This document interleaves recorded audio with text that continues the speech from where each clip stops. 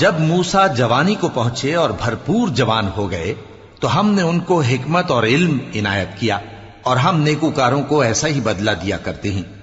اور وہ ایسے وقت شہر میں داخل ہوئے کہ وہاں کے باشندے بے خبر ہو رہے تھے، تو دیکھا کہ وہاں دو شخص لڑ رہے تھے، ایک تو موسیٰ کی قوم کا ہے اور دوسرا ان کے دشمنوں میں سے۔ تو جو شخص ان کی قوم میں سے تھا اس نے دوسرے شخص کے مقابلے میں جو موسیٰ کے دشمنوں میں سے تھا مدد طلب کی، تو موسیٰ نے اس کو مکہ مارا اور اس کا کام تمام کر دیا۔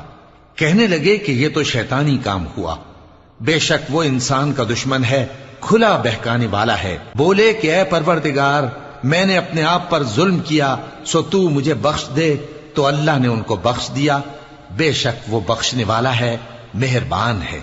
کہنے لگے کہ اے پروردگار، تو نے جو مجھ پر مہربانی فرمائی ہے تو میں بھی آئندہ کبھی گناہگاروں کا مددگار نہ بنوں گا۔